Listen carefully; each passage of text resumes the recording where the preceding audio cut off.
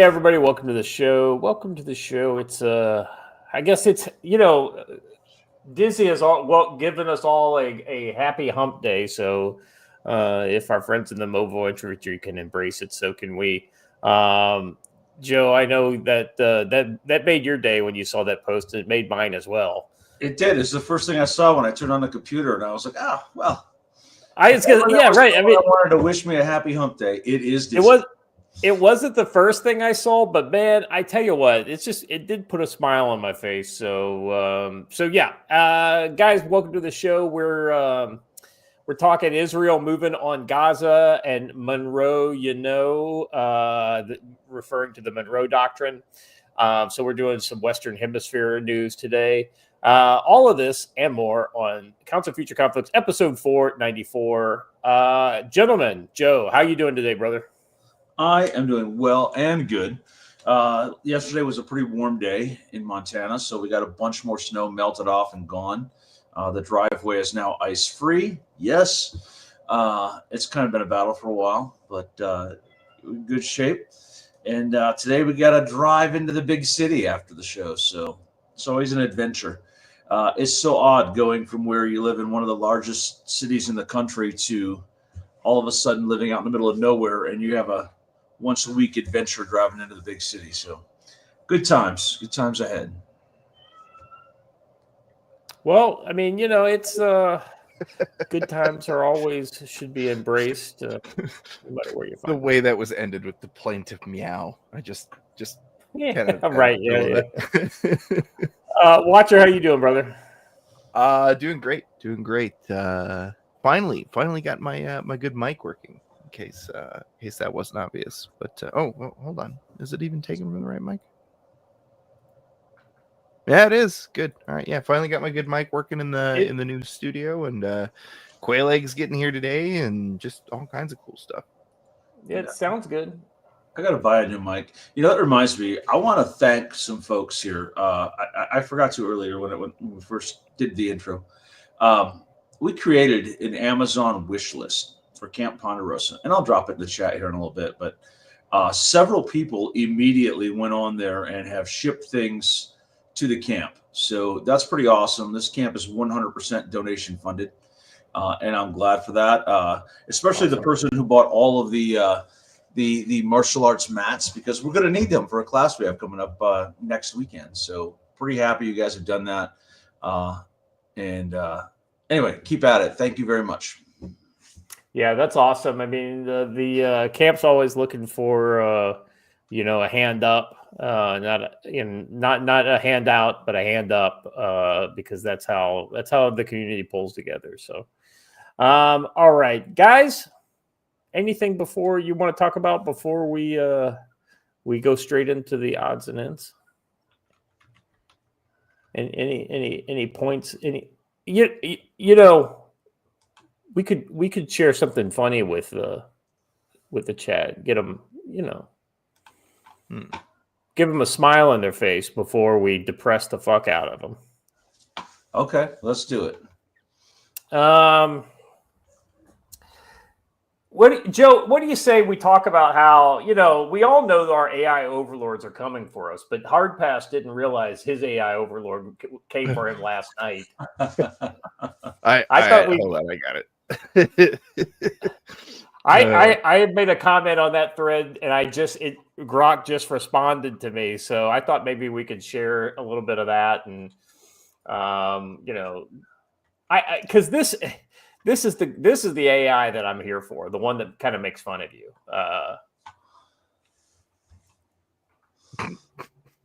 Let me. So, can you go to the first one? Yeah, for sure. I thought you were going to link me to your comment, but yeah. Oh well, I could do that, but yeah, the thread itself is just too good to pass up. It's gold. So he's responding to Grand Apple. It says, Grok, based on my tweets, which public figure or politician do I sound the most like? Hard pass doing as we all tend to do from time to time. he says, "Well, I guess I'll go fuck myself," and then Hours. hours later, Oh, well, Red Devil's the one that found out that Grok thinks he looks like oh yeah, that one. That was hard. Dan Crenshaw. Oh yeah. It says here that Hard Pass sounds like Larry the Cable Guy. Casual, profane humor, loves grilling and guns. Your ex posts match this vibe, though you're not Nick Offerman, as your bio says. Wi-Fi is on, but your grill still needs that update. A little bit of deep lore there. And then he says, "How about you unplug your robot ass motherfucker?" And then Grok responds, "Ha, that looks like Hard Pass didn't love my Cable Guy comparison. Threatened to unplug me over it. The pic of some dude by a house adds to the joke, though not sure why." Yeah, see, Grok still hasn't got it. Doesn't have the whole kind of the gift thing. Yeah, but then he shows that he gets the gift thing when he. And I got a pretty good kick out of that, and I know a lot of people were sharing that last night. So very cool, gentlemen. I hope you enjoyed the laughter, because now we get to talk about Taiwan. Why not Taiwan? Why not just press ourselves with some more Taiwan action? Because why not? Hold on a second. I'm opening my Rumble chat. It seems like a pretty darn good reason to deport somebody. I'm just throwing that out there. Yeah. Well, you're darn tootin'. This is an AP story. Taiwan deports a Chinese woman for praising Beijing's military ambitions to conquer the island.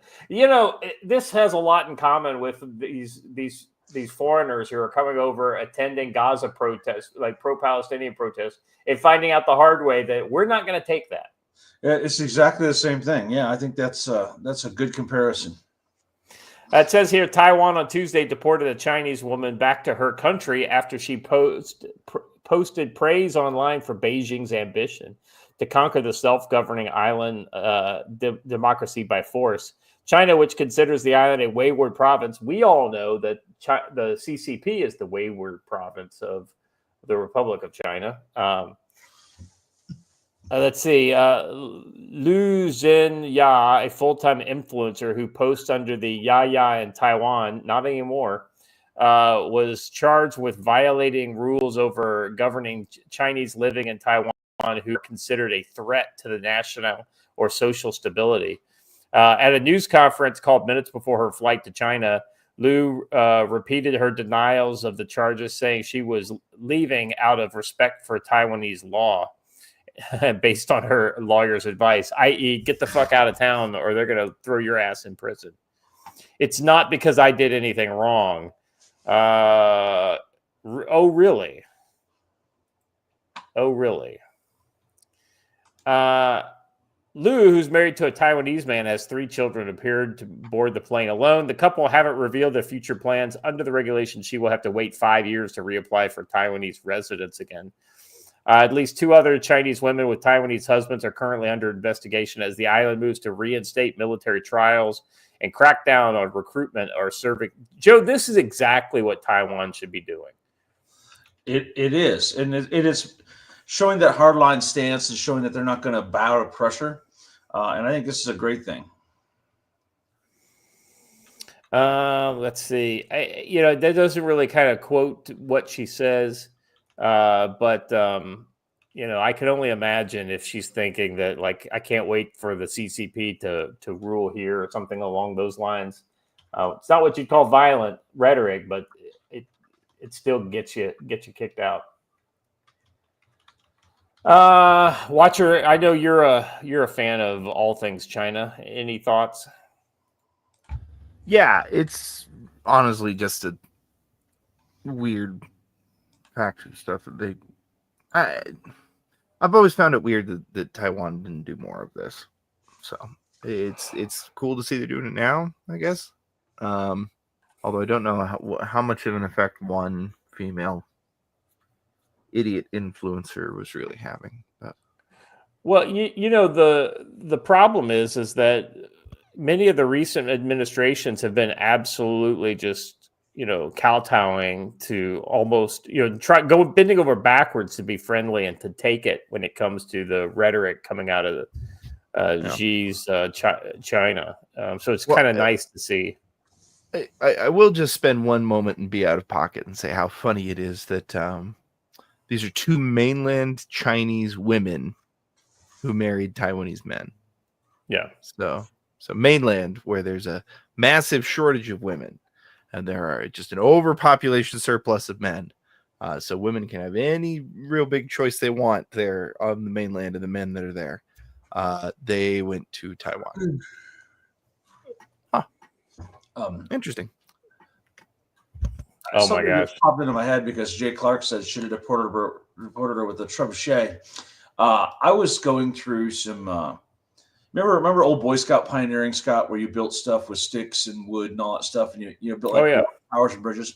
Well, there's a chapter on that in the new Tactical Wisdom book, and I was looking for various plans online to include in that chapter, and I found trebuchet and catapult plans. So stand by. You're about to learn how to make them with paracord and wood. So. I wanted to, before we move on further away from our moment of humor and levity earlier in the show, I wanted to show this, Joe. I thought this was also a funny. People are starting to give. I have to remove that, and I have to add this. This guy put an eye patch on the Aldo Raines that Red Devil Snake Eater 36 uses. Yeah, like can we just say that our condolences go out to Snake Eater? Yes. Oh man. Oh my God! Yeah, that one was harsh. Grok, he made the mistake of asking Grok what Grok thought he was like, and Grok said, "Oh, you're most like Dan Crenshaw." Yeah, and that's not even funny. That's just like harsh. That's cold. I know. It's just what are you gonna do, man? But I beg to differ that it's not funny. I in fact laughed myself hoarse for like a straight up hour over that last night. So, poor guy. Yeah, poor guy. Anyway, let's move on, shall we? So, Joe, you shared this with us, but I don't think we should be surprised. I think, if anything, we're seeing absolute confirmation of the trend that trans people are both crazy and violent. But then you repeat yourself because you already said trans. But yes. So this is an attack yesterday on some Turning Point USA. People running a table. This person walked up, smacked him with a bike lock. Yeah, there's some audio. Oh, that's full assault. Probably taking a cue from one of her heroes and professors, the Bike Lock Bandit of Berkeley. Yeah. So apparently it got even worse because the charges include resisting arrest and attempting to disarm a police officer. So I think this person tried to take a gun out of a holster during their arrest. Which is That's a felony. Oh, yeah. They're pretty lucky that hitting somebody with a bike lock is a felony. So let's talk about more than a felony. If you try and de-pistol a cop, that is a one-way ticket to the forever box. Yeah, they can actually. Oh, immediately. That is immediately a deadly force response. Yeah, it's a sure way to earn yourself a fancy pine box. It is. Get in. Well, Andy knows this kind of, let's call this what it is. This is trans terrorism, right? And this kind of links in directly with the Ziz cult and all that kind of shit. But I didn't realize there was such a crossover between the trans terror networks and the Tesla stores. What are you laughing at? Damn it, Rowan. Oh, that's beautiful. That's absolutely beautiful. I just wanted to share this because this, like I said, this is connected to this story. So this is Andy Knows reportage on this. So I thought we could maybe watch the Are we first seeing a minute rise or in so of trans this. domestic terror attacks in the U.S.? Well, if going by the accusations of federal and state prosecutors, then the answer appears to be yes. Since inauguration day of Donald Trump back in January, there have been at least 15 documented international incidents, most of them happening in the US, of violent attacks on Tesla property infrastructure, such as charging stations, as well as the stores and service centers. And when I talk about documented attacks, I'm not referring to the numerous incidents you may have seen now of Tesla cars being keyed or spray painted. I'm talking about things like shootings and bombings. These are acts of domestic terrorism, as the U.S. Attorney General Pam Bondi has now stated repeatedly. So I'm going to document them, going through a list right now. There are a lot. I'm going to highlight several key ones for you. So the first note. So anyway, I just wanted to kind of bring a little bit of shine a little light on Andy No there. He's doing some really good reporting. Sometimes he does longer ones and he does shorter posts. But you know, he's been out there on the forefront when it comes to anything related to Antifa, this kind of trans terror cults, you know, all this kind of stuff. He's been like very in the lead, if you will, on for the journalism side, reporting about this. So give him a follow and a look if you haven't. I really think the best thing that could happen here is that law enforcement decides to pull its head out of its orifice and decides these are men. They go into men's sections of the prison rather than the women's. And that would probably put an end to a lot of this right away. Oh, I didn't hear about this. Did you guys hear about the JD Vance audio that everybody was suspicious about? I guess it's been proven now it's an AI hoax. No, but that doesn't surprise me because I think the Signal thing is largely a manufactured hoax too. Yeah. You guys want to talk about that for a second? We don't have it on the list, but because somebody already said they can't wait to hear me talk about it. Probably because they know what I'm going to say. But anyway, well, I mean, real quick, I want to clarify. Do you mean do we want to talk about the Signal thing, or do we want to talk about the JD Vance thing? Well, yes, we can talk about both. Let's pull up the post that since I just happen to have him here. I saw his post yesterday. I think it was. Yeah, here it is. Well, it's 9 hours. Yeah, it was yesterday, this morning for me, last night for you guys. This is another Andy No post where he kind of shares a BBC clip about it. While you're pulling that up, I'm just going to read this $5 from Lance Corporal Veteran, which says, remember when Hollywood used to make movies where the bad guy was a violent, mentally ill, murderous, tranny Hannibal series come to mind? Question mark. I know, we can't make movies like that anymore without the bad guy. So. All right, so let's give this video a listen, and we'll kick it around a little bit. Have you heard this? Criticized in the media, and he says that he's helping, and he's not. He's making us look bad. It claims to be a leaked recording of US Vice President JD Vance criticizing Elon Musk. Lots of people were quick to question whether it was AI generated or genuine, and JD Vance himself has since said it's an AI generated fake. Experts have suggested that the clip is likely to be inauthentic. That means probably created by AI. There are some telltale signs. The earliest posting we could find was from March the 23rd and came from a TikTok account that has posted other clips, memes, and AI-generated content highly critical of the Trump administration. We can't say with full certainty that this was the original source, but when questioning the authenticity of something, you want to retrace the digital footprint and get as close to the source as possible to see if it's credible. That account holder has now deleted the audio. Next, we sent the audio to forensic audio analysts. They told us that the cadence and intonation are not consistent with Vice President Vance's typical speech patterns, indicating that the clip is a hoax. Guys, only thing that surprises me is we haven't seen a more concerted effort to do these kind of things before this. Well, we mentioned when this whole AI and altered video things started coming out that deep fakes were going to become a problem. And here they are becoming a problem.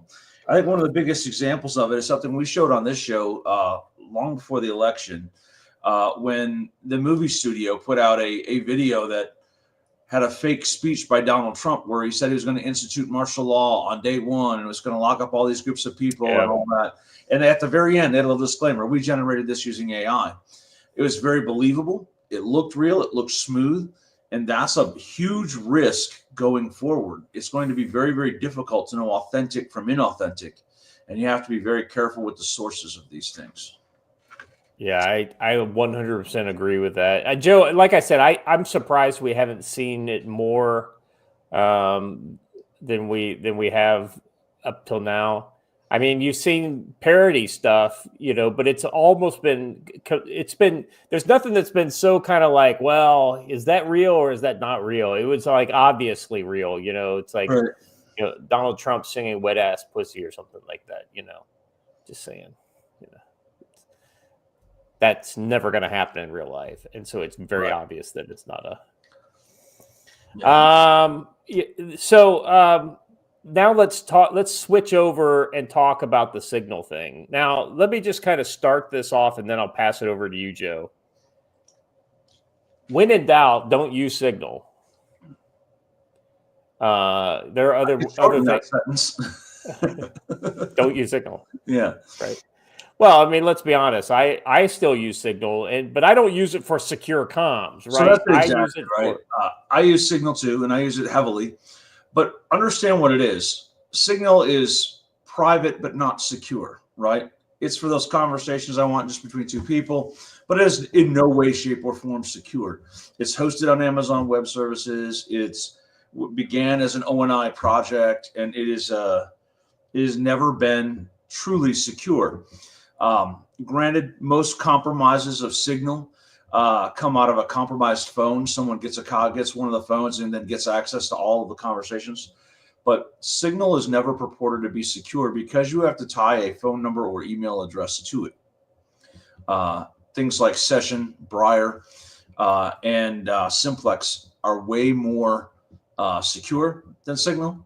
So I would never use it for anything. I'm not even sure that the reporter had actual access to this.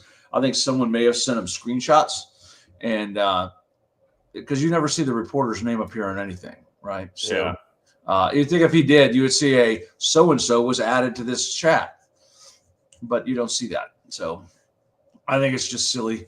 I use it mostly to talk to Hunch, as he puts up there. I use it to send memes. And he sends you grossly inappropriate photos. And photos of guns that shoot 7.62 by 39 bullets. Yep, that's the rumor. That's the rumor. All right. Let's jump into this final odds and ends for today. So this is this is your signal. I'm sorry, we didn't get your pick. That's my oversight. I apologize. Go ahead. Because I do actually have something to say about this. Because if you dig into who is accused, like it's not even funny how obvious who this was. Was it the neocon who's constantly been bucking heads with the MAGA agenda since day one of signing on, and constantly talking about essentially how he doesn't want to do what the president wants to do?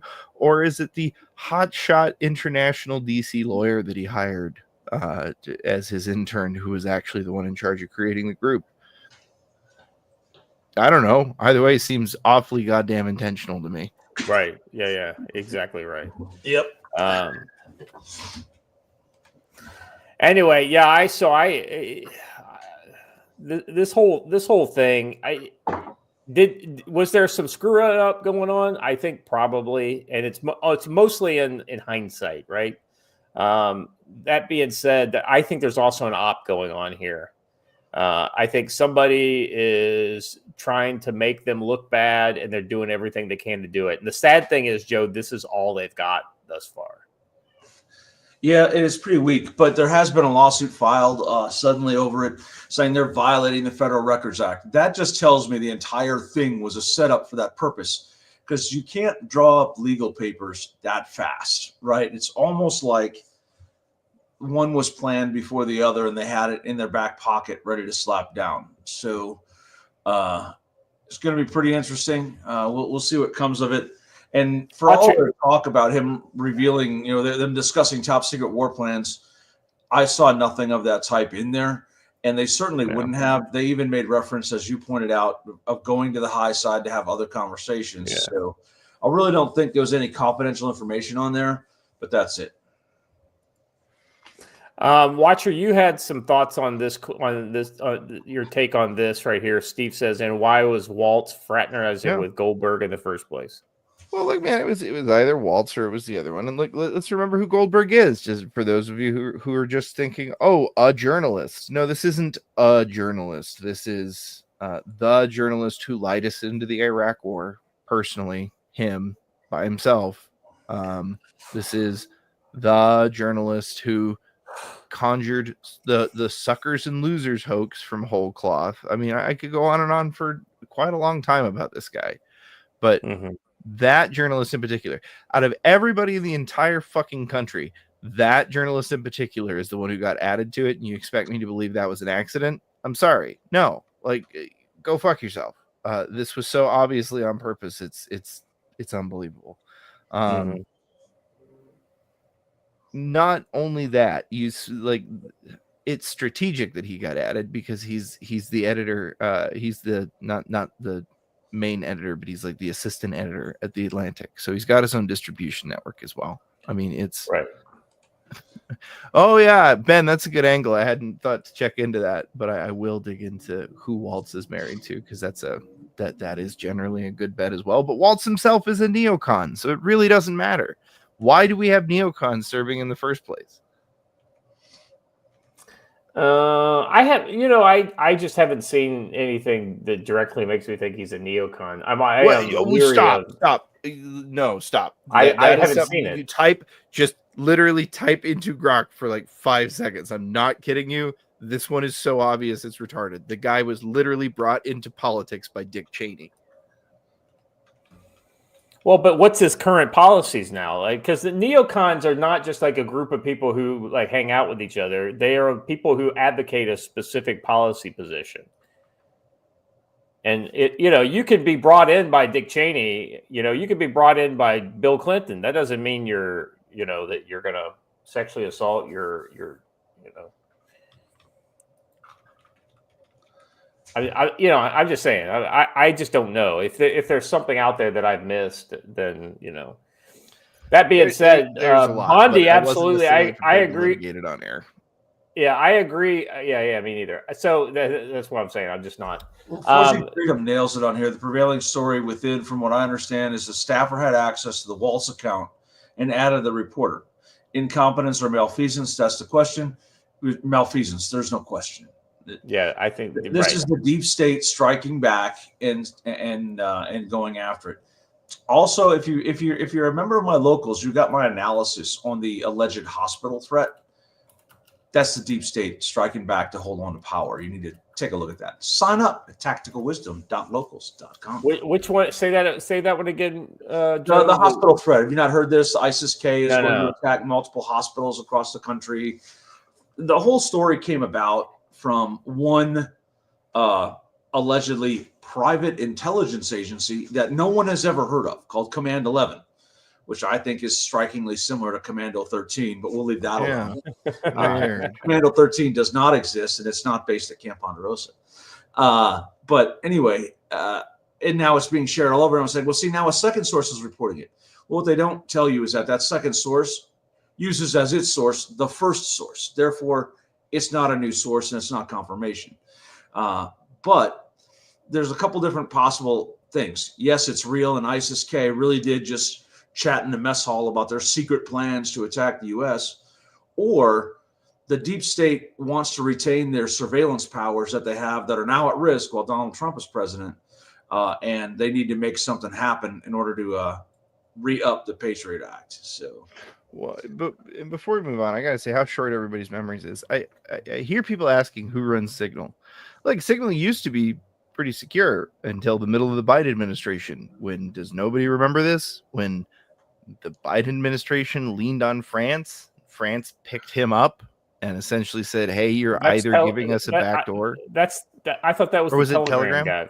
Oh, okay, gotcha. France picked up the Telegram. Never mind. guy. Signal's the other one. Signal's the one that's been compromised since day one. It was built as a compromised system. All right, guys.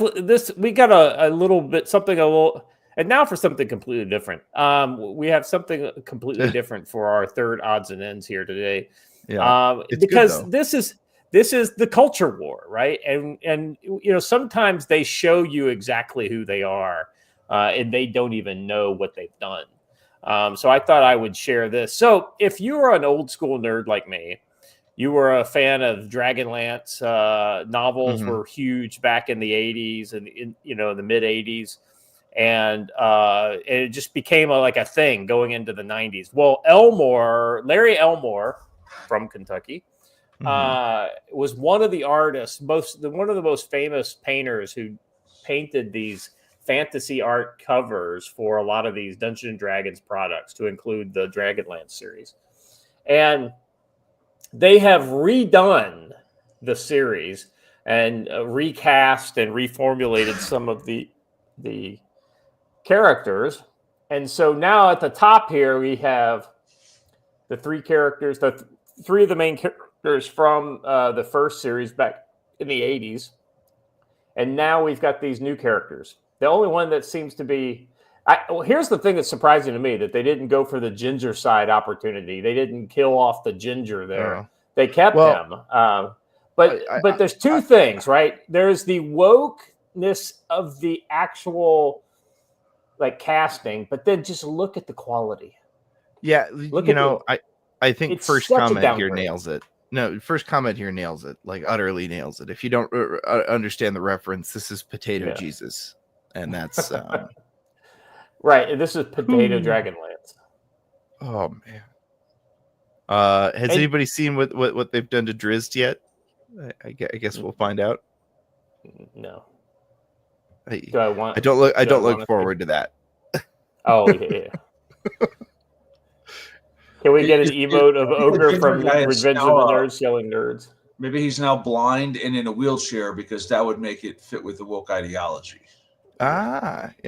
Well, probably right there. If you didn't know, you can be a blind character in a wheelchair now in Dungeons and Dragons. Because there's a lot of people in wheelchairs and exploring dungeons. Well, a lot of dungeons are handily wheelchair accessible. Wheelchair accessible. That's right. Yeah. That's right. Yeah. Until you come across. Yeah. Remember, handy capable, gents. Handy capable. In a world of cure serious wounds, I get the feeling there wouldn't be a lot of people walking around with broken backs. Call me crazy. I mean, they have fucking raise the dead, spells and things like that. Why would they even, need that shit? Facts. What is it? Was there something? There was something else that this was tied to.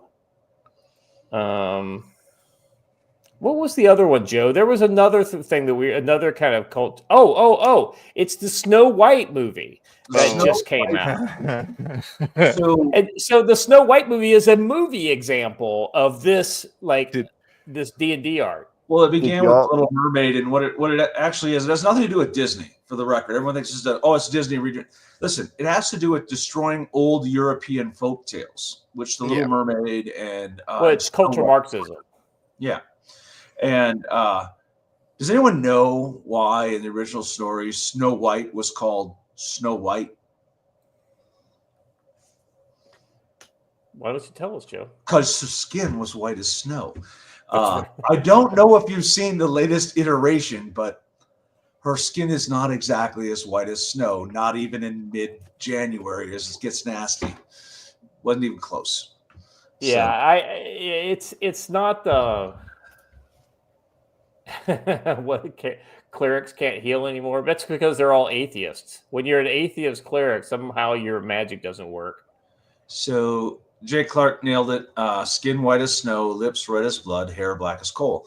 That's literally from the original folk tale. So we just have to destroy anything with European roots because that's how it's supposed to be.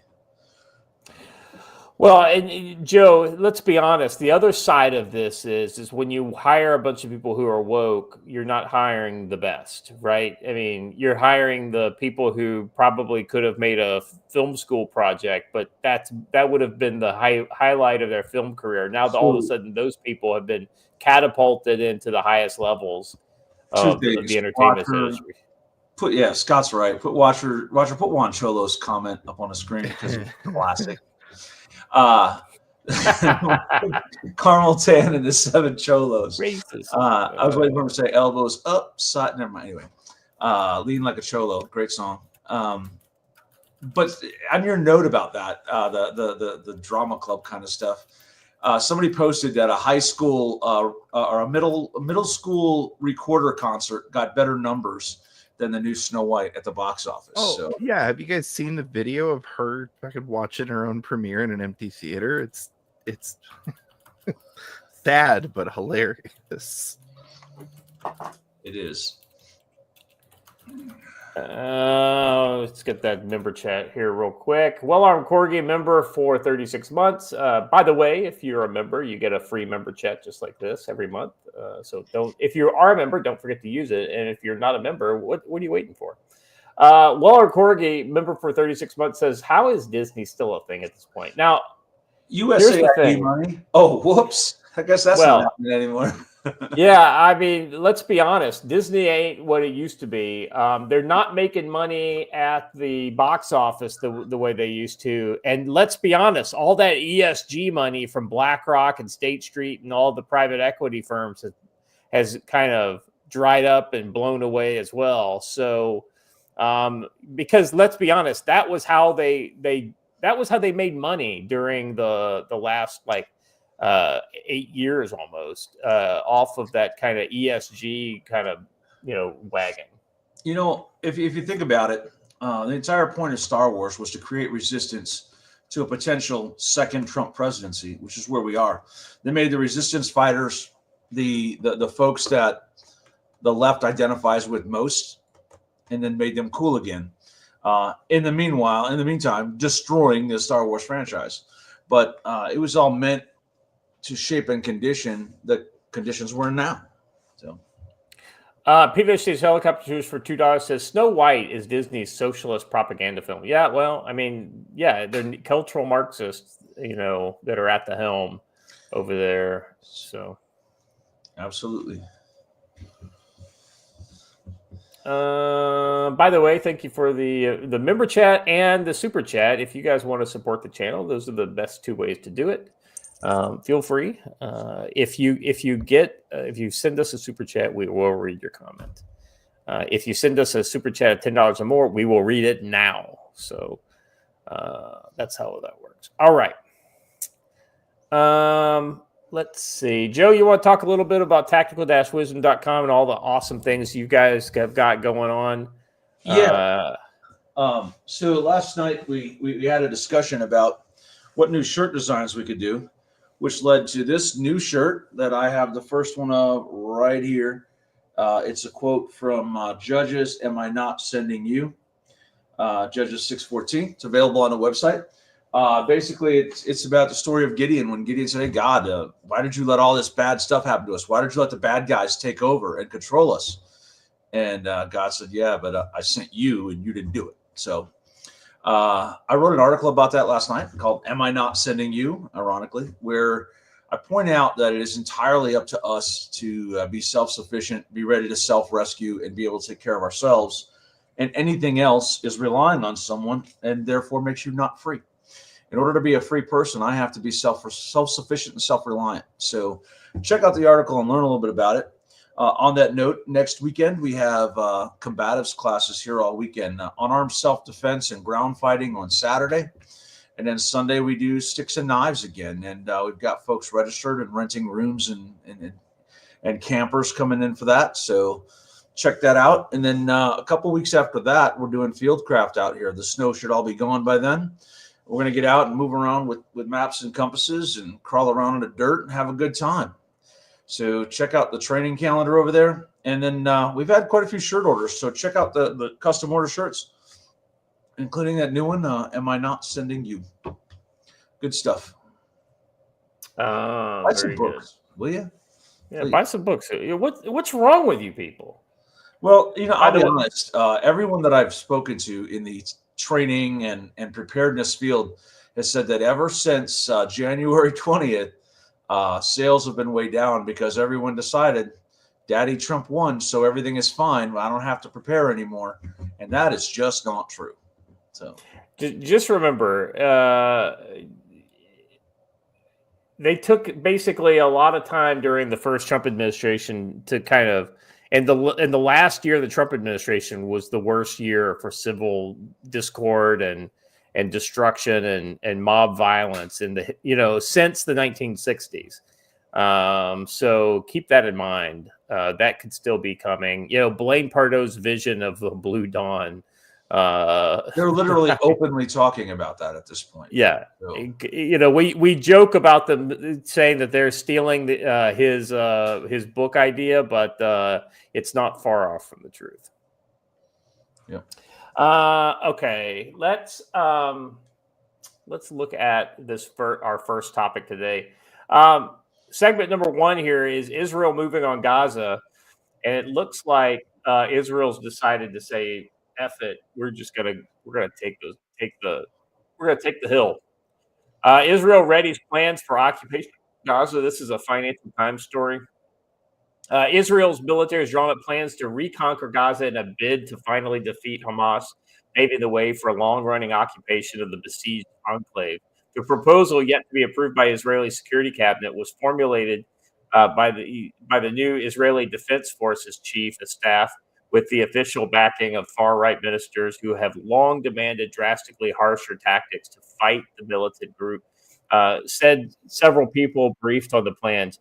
2 officials said the plans were made possible by U.S. President Donald Trump's return to the White House, which freed up Israel from the Biden administration's insistence that it not recruit Gaza or annex territory. The prior administration wanted us to end the war. Trump wants us to win the war, a third Israeli official said. That's actually a pretty good way to think about it, Joe. Trump is actually pulling for Israel to win. Biden was just letting them fight. Yeah, it is. What's funny about that article is to notice that anything that is even remotely bad, they always say far right. Yeah. It's interesting, and they found a way to blame Donald Trump for it too. It's incredible the amount of mental gymnastics the worldwide media is doing. I mean, this is Financial Times out of London, and so the absolute crazy mental gymnastics. Wow. Yeah, 100%, Joe. I mean, this is not what you'd call the most far left rag out there, but even still, these journalists just can't kind of square the circle in their mind to give Trump credit. If you go down a little further, there's a map. As you guys know, we always like a map here on the show to explain what's kind of going on. So according to the IDF plan, Gaza population of over 2 million would be confined to the Al-Mawasi humanitarian area. That's the purple area there. So basically, they would take Gaza and shrink it. And then, of course, they would control the border crossings and all that kind of stuff. And they would be essentially turning this into a humanitarian corridor.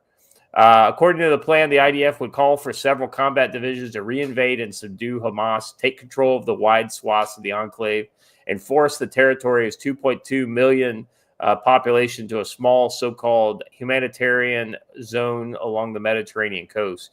Israeli military would then administer Gaza. These officials said that, in effect, reoccupying the febrile territory 20 years after it pulled out. Israel occupied the enclave for nearly 4 decades until 2005 after capturing it in the 1967 war. Such a plan would uproot millions of Palestinian civilians. Who cares?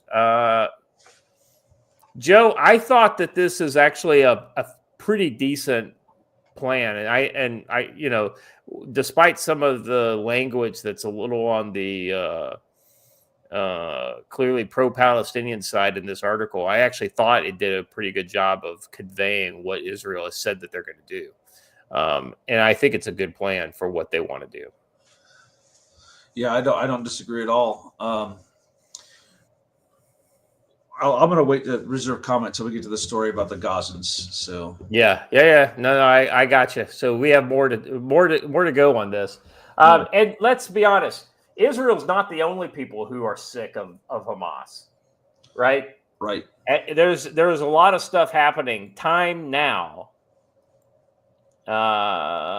In Gaza, I don't, for some reason it's giving me the like a mix of the links there. There's a story kind of happening time now. It says breaking large-scale protests against Hamas in Gaza. People are shouting down with Hamas. We've had enough Hamas. People are demanding Hamas release the hostages to step down from ruling Gaza and end the war. Wow, you mean these Palestinian protesters are protesting against Hamas, Joe? I mean, come on. Yeah, this is the big thing that I've been waiting for, and this is what needed to happen.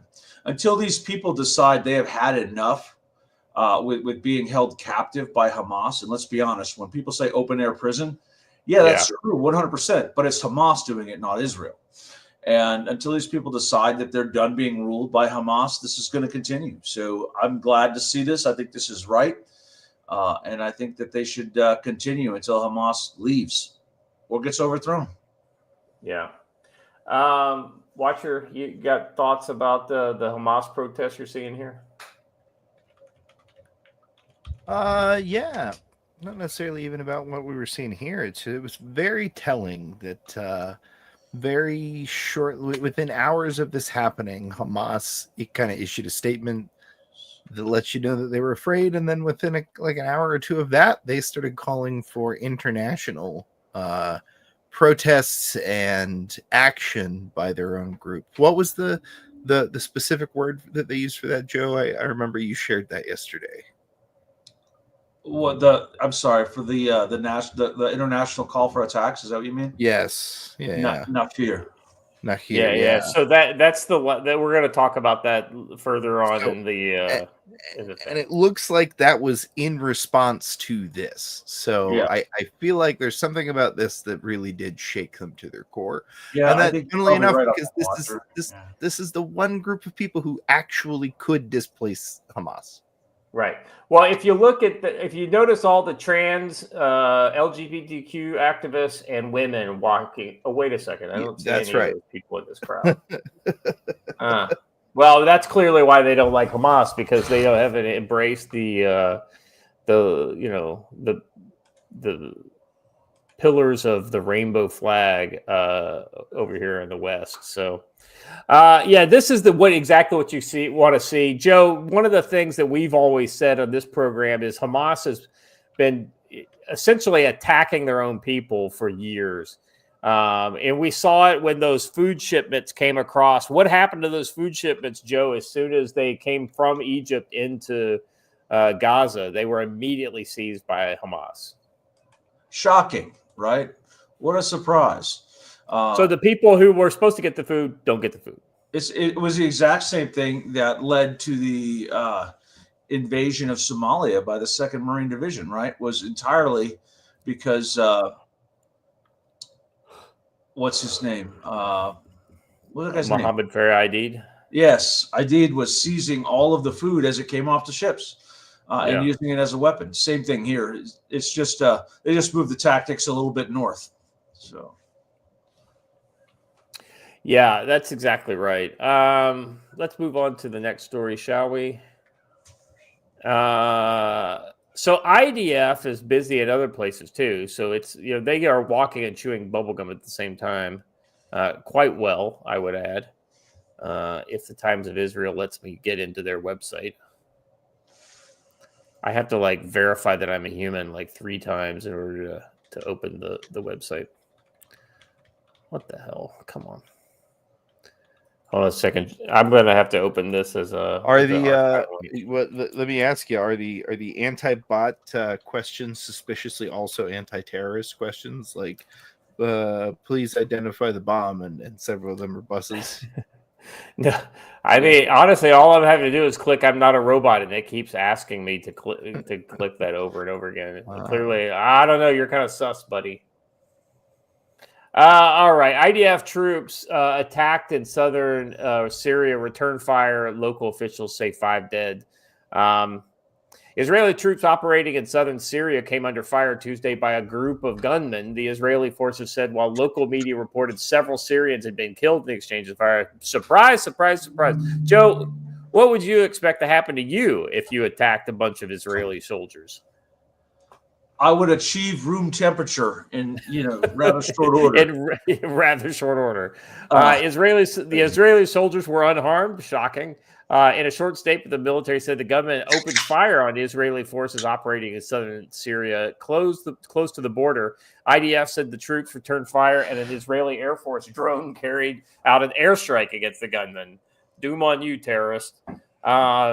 Syrian officials reported that at least 5 people were killed in the incident that took place near the village of Kuwaya in the Dara governorate in South Syria. Residents of the village had fled the Israeli fire. Israeli troops have been stationed inside a buffer zone along the Israeli-Syrian border since the fall of the Bashir Assad.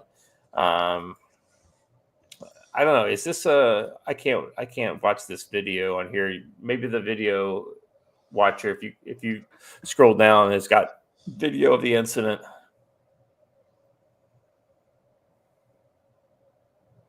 Is there audio? Yeah. Yeah, there's your audio. Let's go. So there's guys down there. You can see them moving out. And yep, they drew fire. They were moving out and drawing fire. I would imagine that was probably the ambush team trying to leave their ambush positions, and Israeli artillery caught them in the open like that. The IDF has described its presence in the buffer zone, which has been manned by UN peacekeeper until the Assad regime's ouster, as a temporary and defensive measure.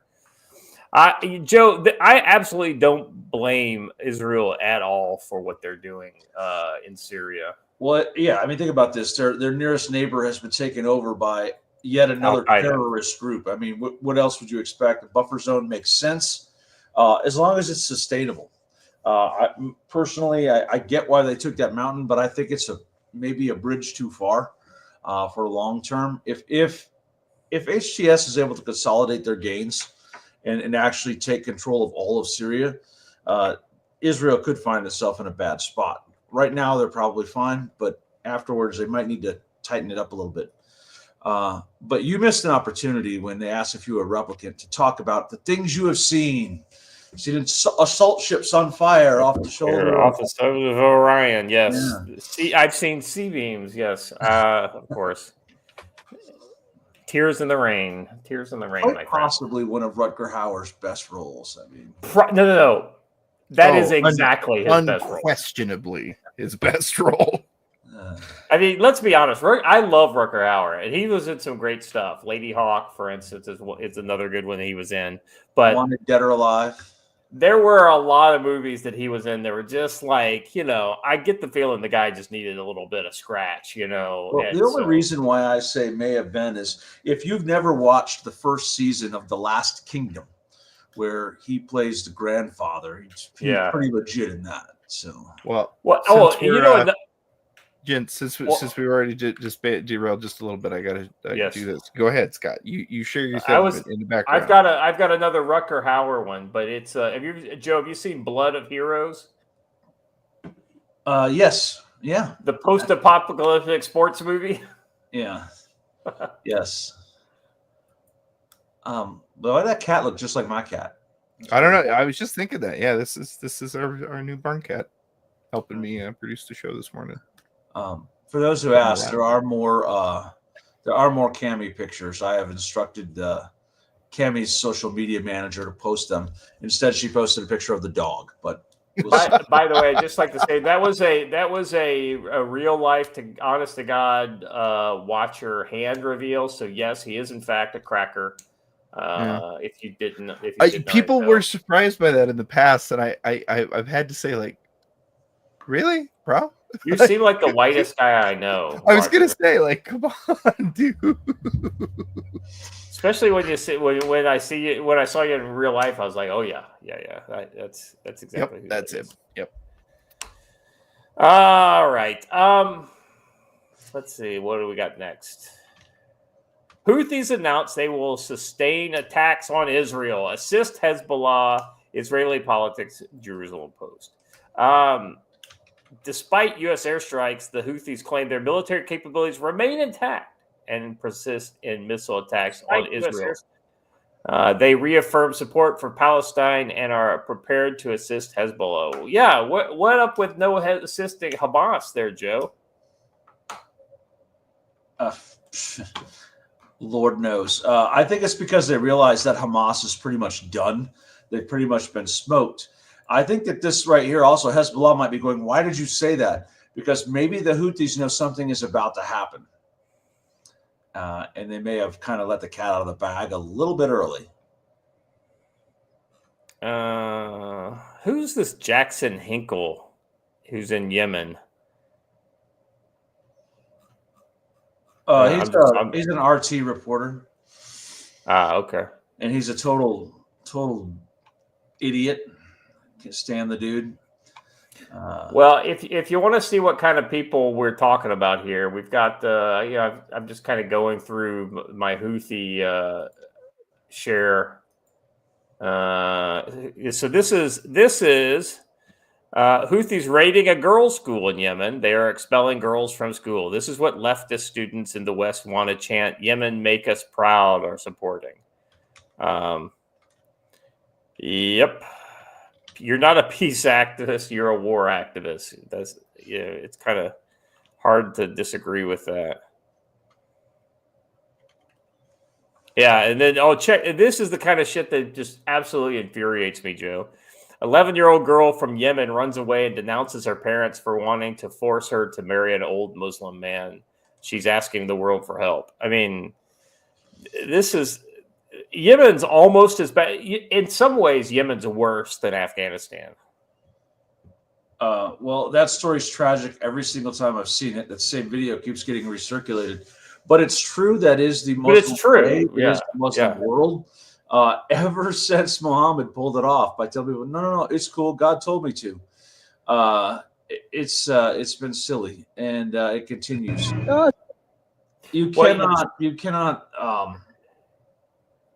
You can't make peace with these people. They're an entirely different mindset and thought process. Yeah. I can't explain it. I guess. You know what? Yes, and that's been on my mind for the last couple of days. So let me put my finger on why that is. You cannot make peace with the people whose ideology is conquest and whose ideology also has a built-in resistance to reform. There is no Reformation movement inside the Muslim church. Yeah. They have God's last word according to them. That's it. That's the end. So it is impossible to reform the Muslims, and as they are, we cannot live with them. I like how Homie just keeps running his shop like this is Tuesday. He's like, calm down, kid. All right, these bombs will go off, and we'll be fine. The Americans are actually accurate. We don't have to worry about random bombs with the Americans. Look at all them sandals. Not one actual shoe, but a bunch of sandals hanging on the wall. A bunch of sandals. I tell you what, man, they're raining some hate down on. And they're the fighters driving away, right? Just roll by in their Hilux on the way out of town. Right, exactly right. They're like, I'm out of here.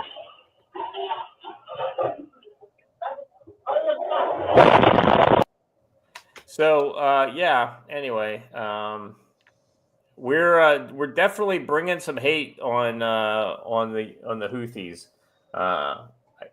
And what'll be interesting, Joe, if we see them basically stop shooting missiles. If they stop shooting, if they stop shooting missiles, it means one of two things. They're either hunkering down so hard that we're basically shutting them down, or their capabilities are degraded such that they're unable to continue operations, which ultimately is what we want. But it needs to be a more long-term solution than just, get a resupply and they're back up and running.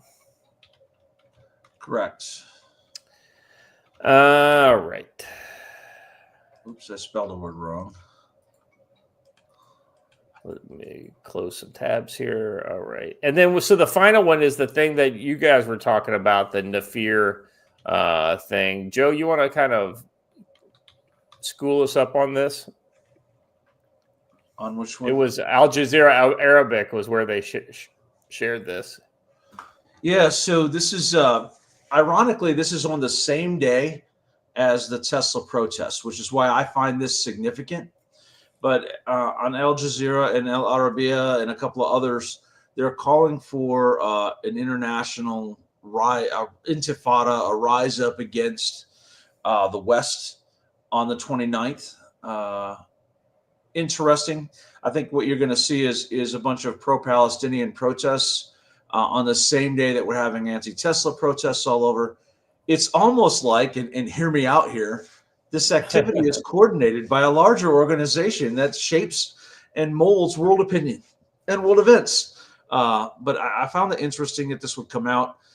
There's no other direct source other than they just say Hamas. It doesn't say a specific person at Hamas. Usually they have a cleric who's ordering it, issuing a fatwa or whatever. But they're calling for a big uprising and war on that day. And that's actually the term more relies to war and jihad. Yeah. So I would watch for things to happen. When you tie this with the alleged threat coming out against hotels, hospitals, it could mean something. I'm not sure. I'm just thinking that Saturday's a good day to kind of hunker down close to home. And if you got to go anywhere, be as armed as you legally can be. Or be armed anyway. There's actually quite a trend about that. Both FPC and Phoenix really been talking about that the last 48 hours, that laws are just words on paper, y'all. Do your thing. Do what you need to do to keep safe.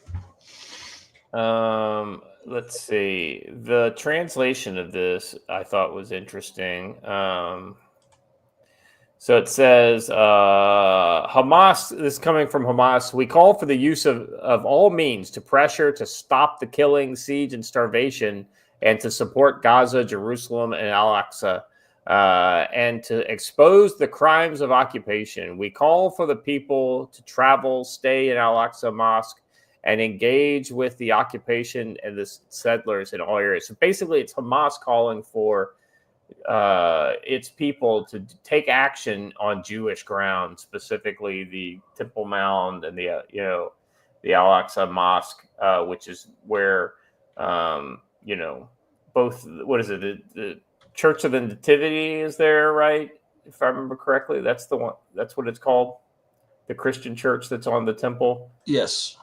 And then you've also got the Jewish, I can't remember what that, they get the Wailing Wall and all that kind of stuff. The whole fucking thing is Jewish, and these are just a mosque and a church that have been built on top of it. Yeah, that kind of upsets the whole history thing, right? They claim, but it was theirs first. Well, if the Dome of the Rock is built on top of the temple, you can't possibly have been there first. Yeah, I mean, at least the Christians kind of, because the Christians are incredibly connected to the Jewish faith. We don't see ourselves as one and the same, but we see ourselves as a continuation of the same story. I think there is at least some obligation to the Christians have an obligation to express appreciation for their continued presence on the Temple Mount. But the Islam, like the Hagia Sophia, the Roman cathedral built in Constantinople, which is now a mosque, and has had its Byzantine art covered and everything like that. They're very good at that, Joe, like repurposing Christian structures.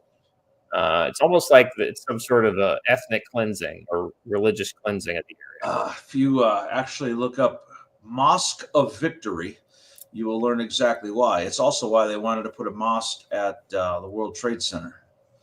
And they almost guilted us into it, saying, oh, but you're just showing anti-Muslim hate if you don't let us. They wanted to erect a Mosque of Victory somewhere they won a victory.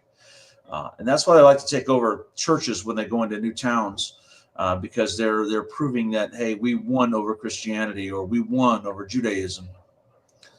So. Oh, okay. Sorry. Let's move on to our next topic here. Monroe, So I got away from alliteration today, Joe, and I went with. I saw that, but got some rhyming in. Yeah. As a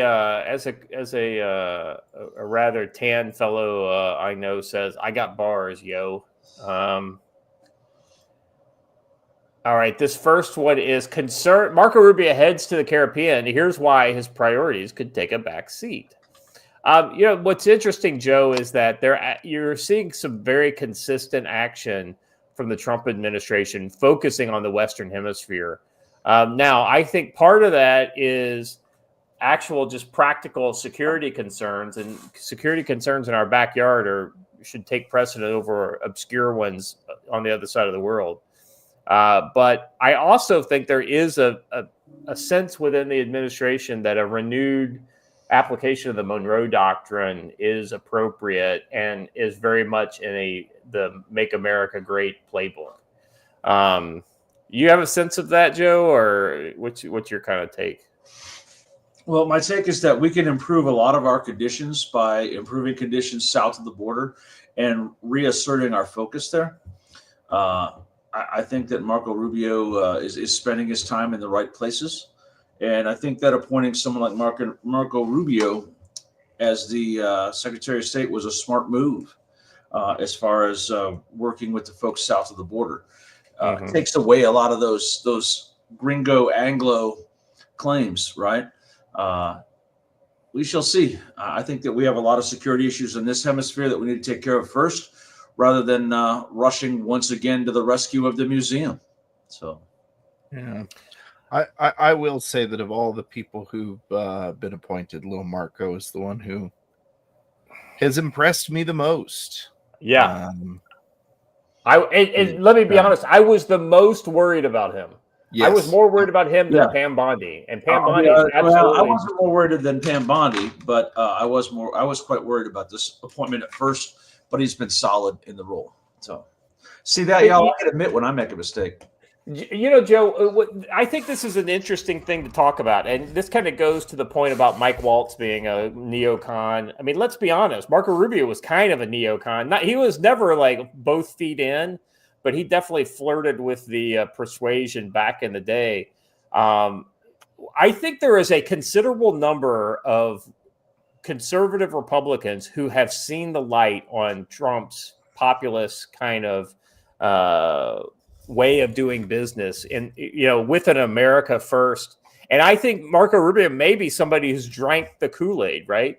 Normally we talk about drinking the Kool-Aid as being a bad thing, but in this case, this is what we want our Republican. Well, I honestly think that's part of the deal, that Marco was told, hey, listen, man, we're going to put you in this role, and it gives you an opportunity to accomplish some of the things in this hemisphere that you've mentioned throughout the years. Yeah. And it kind of went well. I want to point out that PD really nails it. Lil Marco is a great rap name. That I mean, you're not wrong. You're not wrong. Let's look into the story. When Secretary Marco Rubio arrives in Jamaica on Wednesday, he will be visiting what the Trump administration's top envoy in the region describes as probably our most like-minded partner in the Caribbean. Jamaica was once on the verge of bankruptcy, and its financial turnaround is regarded as a bright spot that has helped it stand out amongst other nations in the Caribbean and make inroads in what has long been a vexing crime problem fueled by guns, gangs, and drugs. The country's strategic location near a major sea shipping lanes makes it a key player in the global trade. Trump's envoy for Latin America said Tuesday in an interview with Marco that he's been a great ally. Friendly relationship, however, could find itself tested in the weeks as his Holiness and five other and Prime Minister Andrew Holness. His Holiness and five other Caribbean leaders are invited to meet with Marco during the first official visit to the English-speaking Caribbean as Secretary of State tries to navigate shifts U.S. policies which are creating tensions amongst leaders of the 15-member regional bloc known as CARICOM. I've never heard of that, Joe. I have not either. Never in my life. That sounds made up. CARICOM. That sounds like something AI made up. The only regional bloc I know of down there is the OAS, and that's it. I think the focus that the secretary wanted to hone in on is basically the big opportunity and the challenge. We're at a historic moment in the Caribbean for energy security, which has been Achilles heel of the Caribbean for so long in economic policy. You know what would be pretty amazing, Joe, if they did a pipeline from the U.S. to, like, say, Jamaica. You know, and basically put them on the, you know, the natural gas, you know, dole for the rest of the, you know, for the future, right? You know, make them reliant on the U.S. for energy. I think, you know, that's a win-win situation. The problem with Haiti is that the minute you tell them there's money to be made, they will lose their mind and attempt to steal as much of it as they can. And that's not. I mean, that's just their way. That's just the way Haiti has always been. And I thought I said Jamaica. Did I say Haiti? Yeah, you said Jamaica, but I said Haiti. So let me rephrase. Okay, yeah. Let me rephrase because it's no different. The minute the Jamaicans hear there's money to be made, they're going to lose their minds and try to steal every dollar because that's just their way. Good luck with that. You're right. You said Jamaica and I said Haiti, but I meant Jamaica. And PD says if little Marco comes back from Jamaica with his hair in those little braids, I'd vote Marco Vance 2028. PD, you are on fire today, man. That's good. Very good. My mom had in those little braids, and I was like, "Mom, take that out. That's just silly. That's just ridiculous." He said, so here's the other one that I thought was interesting when I read the story. He said that Rubio's planned visit on Thursday to oil-rich Guyana will be about energy security. Guyana recently had to reach out to the U.S. for help after a Venezuelan patrol boat entered its water, threatening the ExxonMobil offshore operations. We need to protect Guyana's energy resources. We want to see Guyana succeed, and we want to see it develop. You know, Joe, that would be a huge success if basically Trump could give Guyana the breathing space they need to actually start to benefit from all that recent windfall that they've gotten. Because essentially Guyana is on tap to become another petro giant in South America. Provided they don't become a state in Venezuela. Right. That's exactly right. And that's what I'm saying. If Trump's, you know, able to keep Venezuela off their back long enough for that to happen, you know, you get the Dynacorps, you know, people like that down in there to keep them secure. Because once that oil money starts flowing, that changes things quite a bit. Yes. After Guyana, Rubio will travel to Suriname, which lags Guyana in energy development. Of course it does, because they don't have any energy. We're visiting all the Indian countries, all the Indian colonies while we're down there. Guyana and Suriname are expected to be easy discussions, Caribbean observers say, but Rubio also finds that Caribbean leaders have their own agenda. Of course they do. Rubio would like to meet with 6 Caribbean leaders during his 2-day visit. While in Kingston, he will hold bilateral talks with Holiness, as well as Trinidad and Tobago Prime Minister Stuart Young, who is also his oil-rich nation's energy minister. I didn't know Trinidad and Tobago had a bunch of oil. The head of Haiti's Transitional Presidential Council, Fritz Alphonse, and Barbados Prime Minister Mia Motley. Yeah, I know, it's just killing me here. who serves as the chairwoman of CARICOM. So not only is it an organization, Joe, it has a chairwoman. Its leaders are not invited to be part of the Rubio visit because they have been told Motley to raise their worries about several matters. Can I point something out? The article, curiously, skipped over the names of the heads of state of both Suriname and Guyana, which I would like to highlight here. The president of Guyana is Mohammed Irfan Ali, and the president of Suriname is Chan Santoki. Both of them are Indian in descent. And I don't mean American Indian. I mean Indian. Yeah, Indian. Something that I've pointed out several times, that they are essentially Indian colonies. Are we sure that the Suriname guy isn't a Pakistani or a Bangladeshi? All of which used to be parts of India. Right. I know. I'm just being a smart ass, Joe. Yeah. I got you. All right. Anyway, there's a huge opportunity here in the energy sector, economic development that's plagued the region. Now, let's be honest, Joe. I mean, this entire region, there's no good reason why it shouldn't be very prosperous. Between oil and tourism, these islands have all got it. They've got it made, Joe. There's no good reason for them to not have just kind of life on autoplay. Right. But here's the thing. I feel like, because we've kind of gotten away from the Monroe Doctrine of not only securing the Western Hemisphere, but also engaging directly with the Western Hemisphere. I think a lot of administrations have basically taken these countries who are literally our next door neighbors, right? And basically just kind of said, give them the hand, giving them the Heisman, not really paying any attention to the policy that needs to go on within the Gulf of America. The Gulf of America. Anyway, I think that after our abysmal failures in the 60s and 70s, I guess we call them failures now, but at the time they were successes because we installed right-wing dictators all throughout the region, which always led to what? A backlash into far-left dictators. We kind of gave up on it and like, man, we really screwed that up. And then we haven't done anything with it ever since. And those left-wing dictators have remained in power. The only hope for us really was the 8th largest economy in the world, Brazil, and that is now gone forever. So I think that we've been afraid to get involved down there. We neglected it for too long. I'll be honest with you. I think Brazil, in order for us to get Brazil back, it's going to take violence. I'm not. It's violence. It's interesting you say that because that's true. And somebody else said that's the only way for England, the United Kingdom, to save itself from becoming a caliphate is violence. They've created so much political correctness in the legal system that there is no more political solution. Well, only option is force of arms. They proved with Tommy Robinson what happens when you try to use, nonviolent public protest against their current regime, right? They just put you in prison.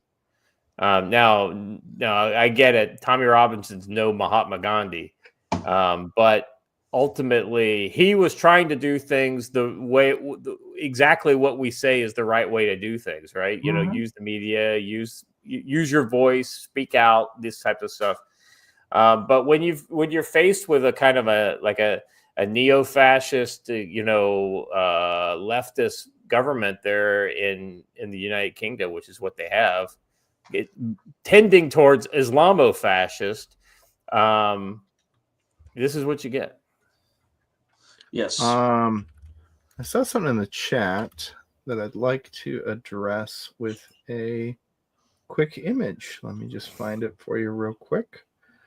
Somebody says, yeah, but they disarmed their citizens. Well, that is a good and fair point. Shouldn't have allowed that to happen. But in the meantime, there are many means. Have you guys heard about these serial numbers they want to put on knives in England? I think it's absolutely ludicrous. Yeah. Yeah, it is literally ludicrous. Yeah, no, look, I am shocked that that the Brits have allowed things to go as far as they have, and that the many lampposts of London remain undecorated. Well, I think we've been pretty happy with the what do they call them? The Blade Runners. Oh yeah, well that I have been very impressed with those. Yes, Those guys have been very impressive, if I could say. Well, that right there actually though is when you look at traditional insurgency, that's the beginning of an insurgency, right? The Blade Runners going around intentionally damaging security apparatus, sabotage. Release the Fenians. Yeah, Fenian bastard. Bring in the Irish. Some might say they have practical experience in such an arena. Yeah. Yes. All right. Let's move on, shall we? Because we're going to talk a little bit about Venezuela there, Joe. We talked on Monday about Venezuela, basically said, okay, we'll make a deal or whatever. And then literally an hour after the show, like I kind of didn't go to bed on time. So I stayed up and was on the internet after midnight. And I saw this headline basically come out that says, Trump says any country buying Venezuelan oil will face a 25% tariff. And he specifically pointed that at China, because China is one of the I want countries to point something out, is that right after Trump said this, I shared a document that I got in my email from the U.S. Department of State, Office of Foreign Asset Control, that said, we hereby effectively issue ourselves a waiver on our own ban on Venezuelan oil, and we can allow Chevron U.S. to import oil through the end of May. And you know what's going to happen at the end of May? They're going to issue another waiver. Get extended again. So we make these big public statements and threats, yet we issue ourselves passes on them all of the time. What he's doing here is guaranteeing that we get all the Venezuelan oil. Evidently, our oil, our continuing to buy Venezuelan oil is tied directly to the Chevron licensing. So I'm just going to skip down into the story where it talks about it. It says, but Venezuelan oil continues to make its way to the U.S. even after the sanctions were reinstated. Due to a joint venture license Chevron was granted to pump there. The license has been set to be revoked on April 3rd. However, Trump met with Chevron CEO Mike Wirth and other oil executives last week. The Treasury Department announced on Monday that it would be extended to May 27th. The initial revocation of the license was by the Trump administration as part of the form of punishment of Venezuela's unwillingness to accept deported migrants who were accused of being part of the Trinidad gang. Venezuela has since reached an agreement to resume repatriation flights. Some relatives of the blah blah. Anyway, this is specifically meant to be a direct hit on the Chinese, which I think is interesting. But Joe, that whole thing we just talked about, but the import licensing and the dropping of tariffs for us, that's classic Trump, right? It's very kind of realpolitik, kind of like you're our enemy, but we're going to continue to buy your oil because you're close, it's cheap, and we have the refineries to refine your kind of oil.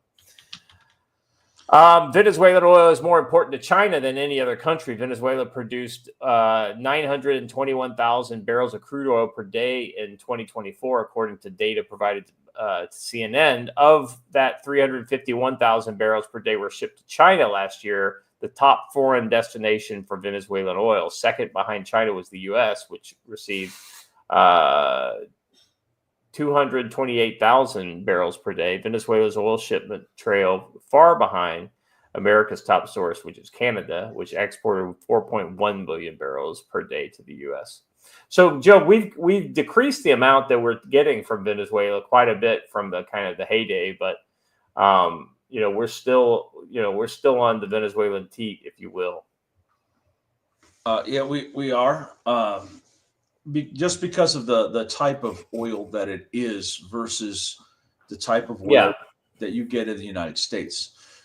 So their crude is a little bit heavier and needed for some of the industrial uses. So I really hope that they lower the regulation so that we can create new refineries in the U.S. that are specifically tailored to U.S. Crude oil that you find specifically in the U.S. Like light sweet or whatever it is. Well, ours is light crude. Theirs is heavy and sour. Yeah, it's got a lot of sulfur in it. Yeah, but that's the kind of stuff that we use for boiler oil and all kinds of things like that. What I think is interesting is that article says Trump claimed without evidence Venezuela has purposely and deceitfully sent criminals. Without evidence, Maduro himself stood on a stage and said, "Yeah, he was doing it." Yeah, and Joe Biden knew it. And Joe Biden knew it. It's silly. CNN is just so silly.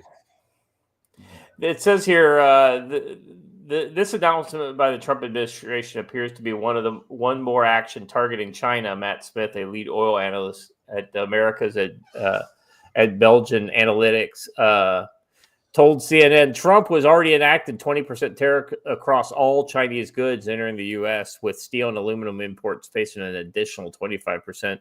Given the additive nature of the threatened tariff, if Chinese continues to purchase Venezuelan oil, the 25% tariff would mean Chinese goods, America imports will face a 45% tariff, and steel and aluminum would face a 70% tax. China firmly opposed the move. Crime war, China. There are no winners in a trade war or a tariff war. The interesting thing is that the world's producers we are the world's consumers. We consume more than any other country by a wide margin. And what they're finding, the world's producers, i.e. China, are finding out very quickly that they need us very badly. Now, I think China will take the hit just because that's China, and they have the ability to soak up a lot of damage. In video game terms, you think of China as a tank, right? They could soak it up.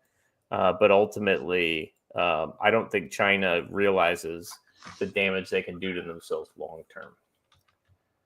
All right. Let's move on. Gents, this is the last story, and we're at like an hour and a half. We might be returning some of our audience's time back to their morning. Right.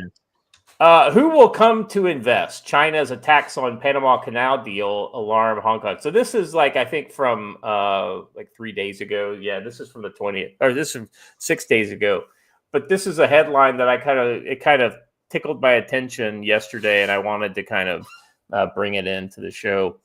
The deal had had the imprint of a Hong Kong billionaire nicknamed Superman for his empire building, one of the tycoon's companies, which had for years had run 2 ports in the Panama Canal.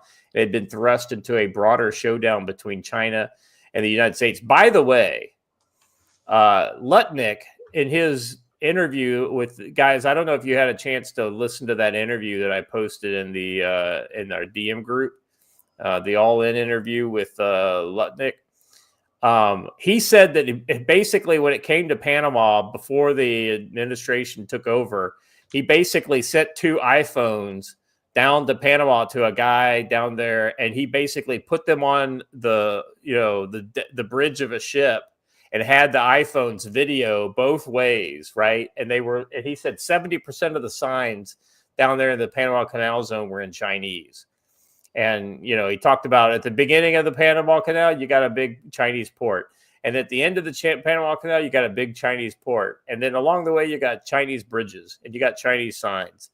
He said, and he used images from that video and he talks about this in the interview about how he used images from that video to kind of help articulate the problem to President Trump.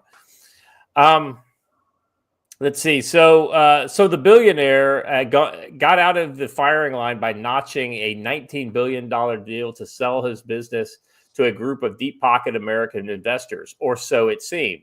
China's leaders are now threatening to stop Mr. Li. This is, Joe, we heard early on that the Americans were going to buy up these ports and all that kind of stuff down there. Americans, and they mean BlackRock, not exactly Americans. So. Well, right.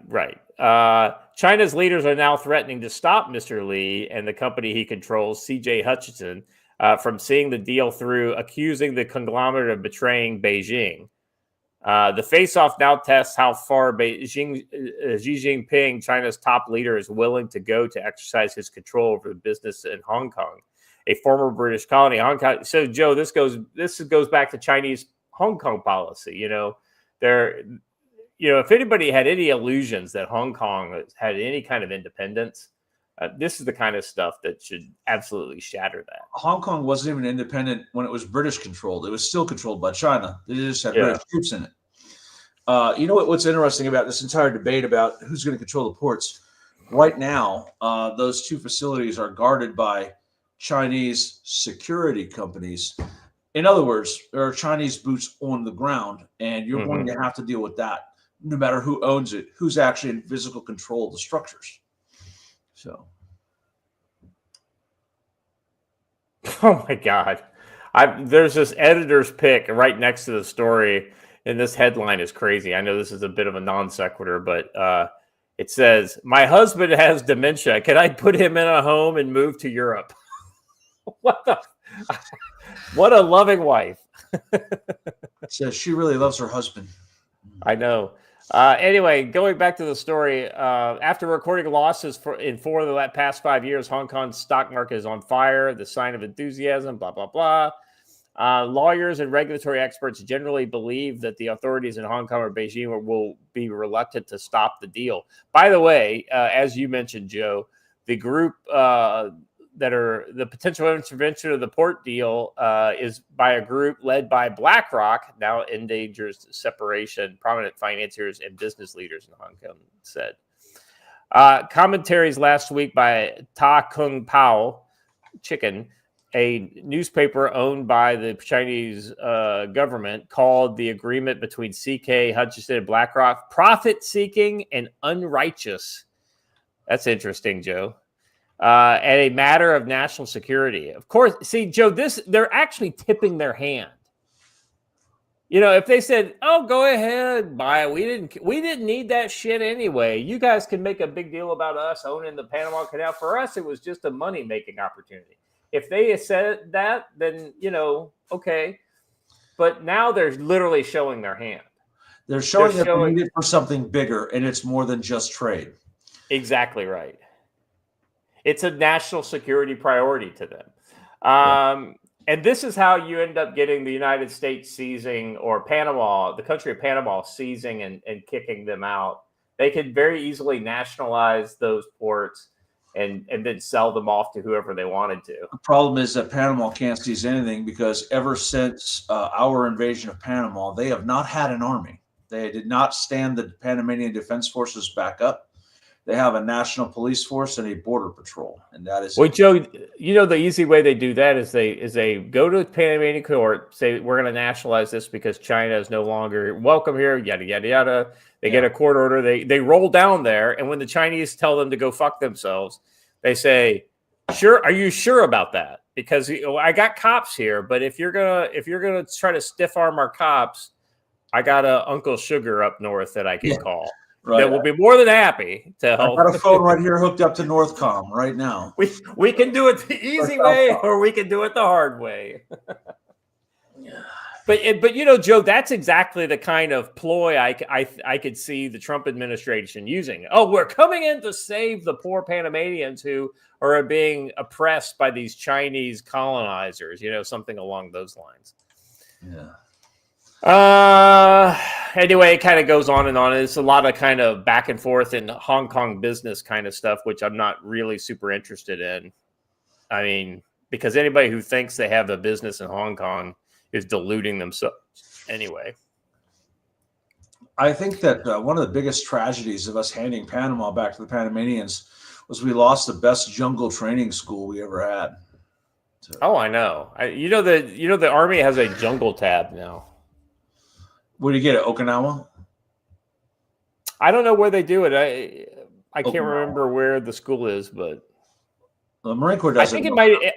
I think it might be in Hawaii.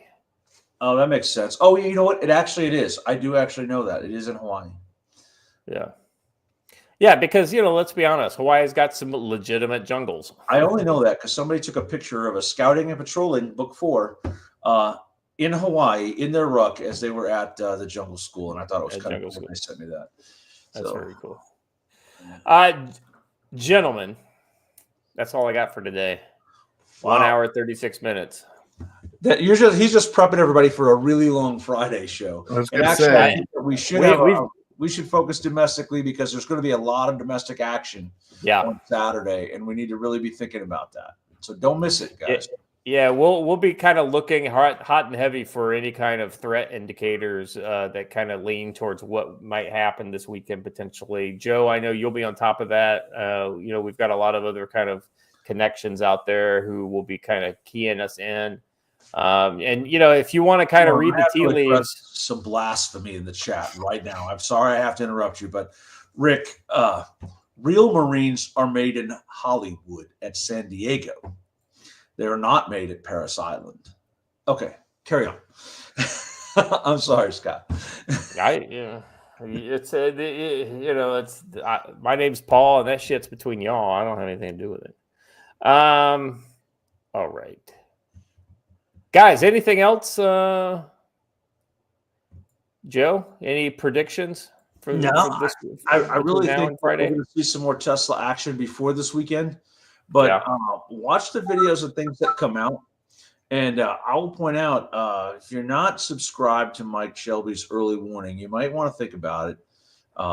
Because right now he's going to be giving out a list, or this week he's going to be giving out a list of where all the planned activities are for the weekend. Hopefully he puts it out before the show and we can talk about it and talk about some of the dates and locations that are planned. But I would really keep my head on a swivel this weekend. While I do rate the hospital attack risk as overblown, we can't pretend that it's not out there. So be paying attention wherever you go. If you were to have a school at Fort Polk, it wouldn't be a jungle school; it'd be a swamp school. Right on. But if I'm honest, most of the Fort Polk that I saw wasn't really super swampy either. So, go figure. HunterForwardObserver.com. So, by the way, I agree with Forging Freedom TV. By the way, I'm not giving any investment advice here, but yeah, we use the stand disclaimer. This is not financial advice. That's right. That being said, I mean, if you know anything about what happens in the future, you know that Tesla's kind of onto some shit, and so is SpaceX. Gentlemen, Watcher, anything for you to end the show out? No. Just be good out there, folks. We sure appreciate it when you donate to the show. Please give us a like and a subscription if you haven't done so already, and stand by for a great show on Friday. Yeah, absolutely. It's going to be a lot of fun on Friday. Probably, if you want a good primer of what we'll be talking about, just kind of watch some of the X accounts like Andy No and some of the others like that are following the Antifa trans terrorist stuff. We'll be definitely talking about that. I've probably have some Trump stuff to talk about, and who knows? We could also see the full scale invasion of Gaza get spicy between now and then. So if it does, we'll bring you more about that. All right, gentlemen, that's all I've got. If you haven't done it already, please like the video, subscribe to our channel, hit the bell for notifications. Let folks know out there that we're doing a good job of what we do. I don't want to pat myself on the back too often, but I think we do what we do fairly well. And people seem to like it. So thank you guys for being here, chat. You are awesome. Joe, Watcher, as always, thank you very much. And as always, stay safe.